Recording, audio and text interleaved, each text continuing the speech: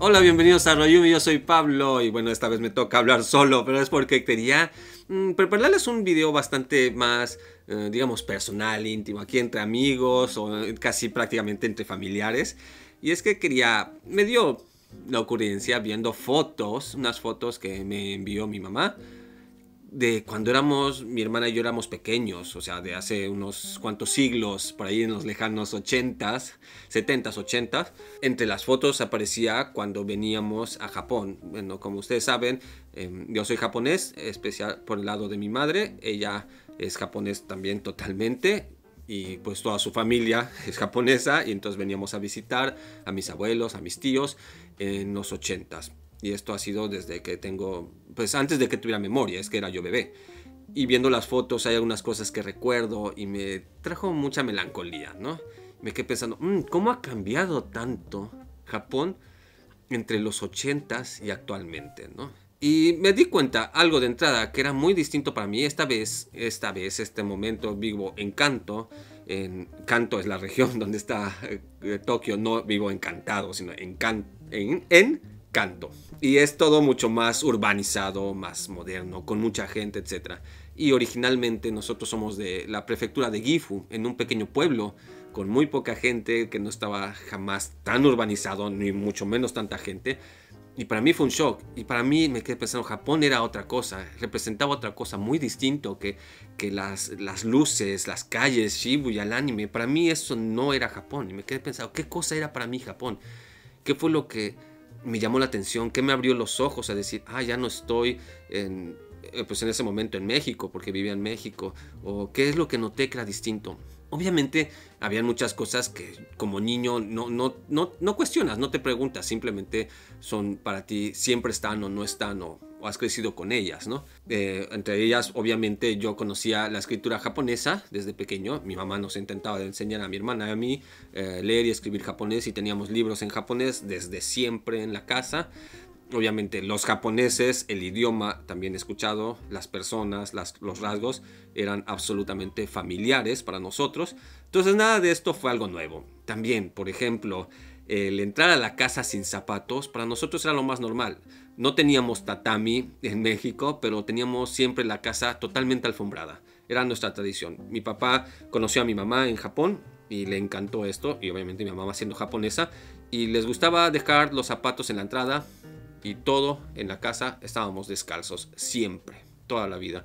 Entonces para mí jamás fue algo nuevo llegar a Japón y que nos tuviéramos que quitar los zapatos. Era simplemente lo normal en cualquier casa. Incluso cuando iba a las casas de mis amigos y mis tíos, me parecía raro entrar a la casa y estar en la casa con zapatos. Sentarme en la cama de alguien con zapatos o en un sillón con zapatos, así era simplemente lo anormal, de hecho, ¿no? Otra cosa que era totalmente normal, aun cuando llegué a Japón y simplemente una continuación para mí, era comer arroz todos los días, ¿no? Y el sabor de ciertas comidas pues era siempre muy familiar. Pero aquí sí empezó a haber algunos pequeños detalles de diferencia. Y no es ni en el sashimi, ni en el kare, ni en estos productos que quizás salen siempre muy, muy japoneses. Donde yo noté la primera diferencia muy fuerte en la comida fue en el huevo. El huevo fresco como tal, cuando lo partías era de otro color. Simplemente, no sé cómo explicarlo, era distinto. Era de otro tamaño y era de otro color al freírse.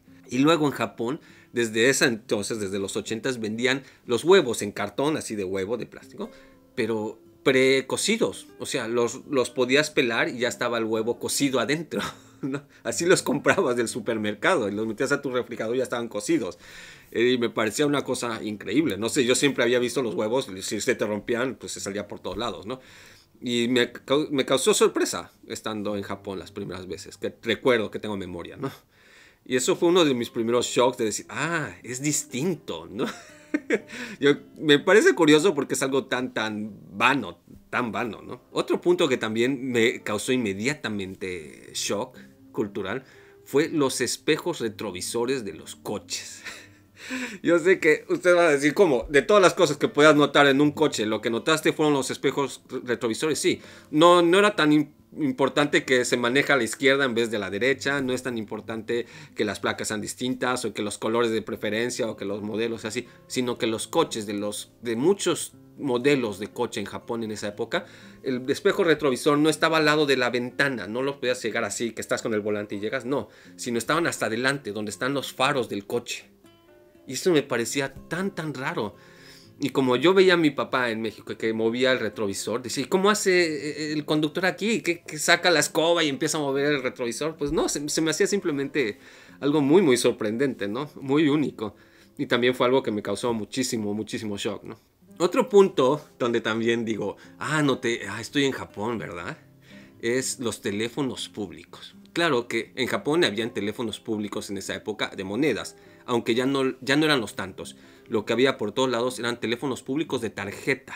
Eran unas tarjetas muy delgadas, muy frágiles, parecían unas pequeñas micas de acetato, muy bonitas, diseñadas, ya saben, así como las tarjetas telefónicas que en todos lados después se hicieron muy popular, que en México no existían, bueno, por lo menos donde yo vivía, que era Villahermosa, Tabasco. En esa época en Villahermosa todos los teléfonos eran esas cajas negras mortales de fierro, que si se te caía una moneda, te agachabas, te levantabas, te pegabas en la cabeza, ahí quedabas, ¿no? Y que las metías por hasta agujero.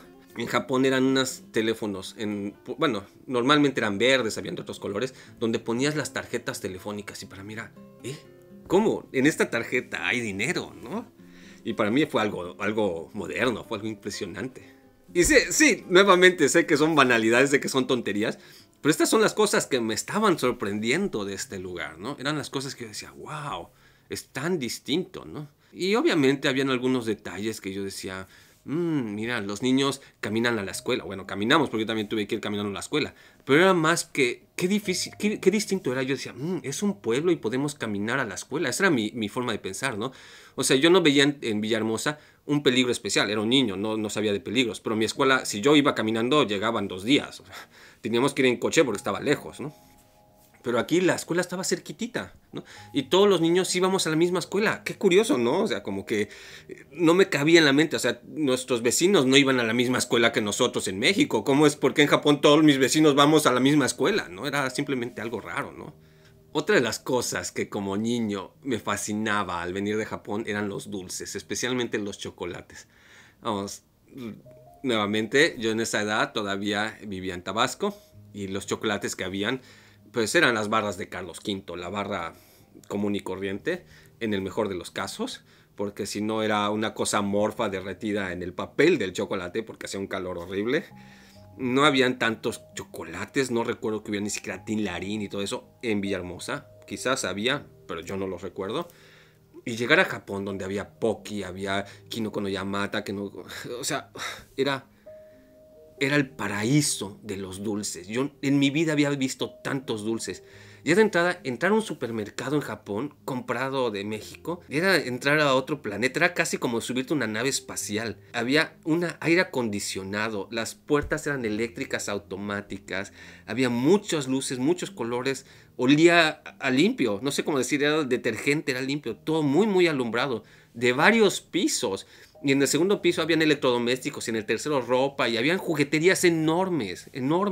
Estos eran los supermercados, y para mí era tan raro. La sección de dulces eran corredores completos de dulces, ¿no?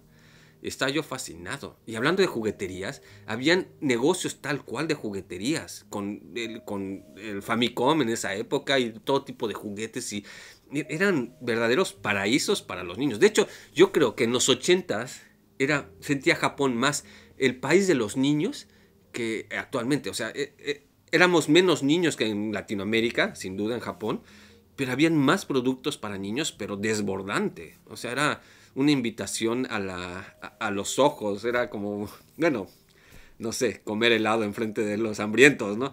Claro, era toda una cuestión de negocio y de capitalismo, pero en esa edad no te importa, ¿no? Para mí ya era un gusto verlos, ni siquiera tenerlos, verlos, ¿no? Saber que había, ¿no? Es así como que este debe ser el taller de Santa, ¿no? Así lo sentía, ¿no? Otra cosa que me sorprendió mucho en la escuela, como sabrán con otros videos que han visto, dentro del edificio de la escuela no se usan zapatos, se usan uwabaki, estas cosas, y se come en la escuela el lunch. Todo esto medio me sorprendió, la verdad, pero no tanto.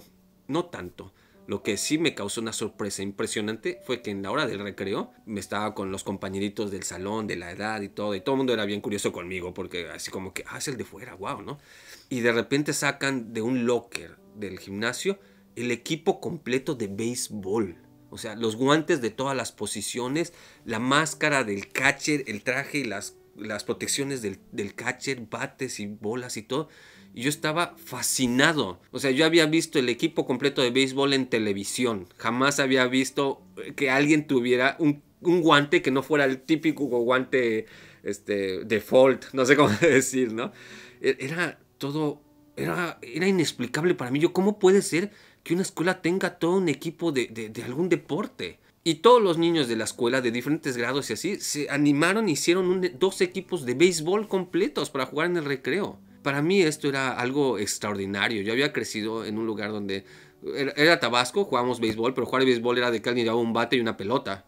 Y cacha como pueda, ¿no? O sea, así como te pegaba la pelota en los dedos, así te quedabas. O si jugábamos fútbol, pues ya saben, eran en el mejor de los casos la portería que era el arco, sin red, sin nada absolutamente de metal, pero esas ya eran las mejorcitas, con una cancha donde no hubieran hoyos, ya eso es lo bueno, y si no en el mejor, así eran medio en la calle, con las piedras o las mochilas o las latas puestas. Y de repente llegó a un lugar donde tenían de todo. Y después, cuando guardamos el equipo de béisbol, adentro tenían monociclos, vi que tenían redes, que yo no sabía si era tenis o qué, pero probablemente era voleibol, tenían pelotas de vóley, pelotas de básquet, tenían como porterías pequeñas, era impresionante. Y esta era una escuela pública de un pueblo. Y yo estaba fascinado, decía, ¿por qué mi escuela no es así? ¿No? Es lo único que me pasaba por la mente en ese tiempo. Quizás son absolutas banalidades. Alguna vez nos han preguntado, ¿cuál fue tu primer shock cultural? Hubieron diferentes cosas que me causaron shock como cultura, pero de las primeras cosas que más que shock fue como, este lugar es diferente. ¿Cómo les diré? Antes de eso, para mí estar en México o estar en Japón era una cuestión de, que aquí está la familia de mi papá y aquí está la familia de mi mamá. Esa era la única diferencia. No sé si me entienden. Si sus casas son diferentes, pues claro, la casa de mis tíos en México, entre ellos eran distintas. Pues entonces también esta va a ser distinta. No te vaya una diferencia de que fuese de madera o no fuese de madera o cosas así. Simplemente era superficial. Pero cuando vi estos detalles que les acabo de contar, es cuando realmente dije, es que son 2 países distintos, ¿no? Obviamente estaba muy chiquito, tengan paciencia, habré tenido como 6, 7 años, ¿no? Y bueno, así podría contarles muchas anécdotas, tampoco los quería alargar demasiado y aburrirlos con estas pláticas, pero pues simplemente es donde, digo, a veces como adultos perdemos la capacidad de sorprendernos, ¿no?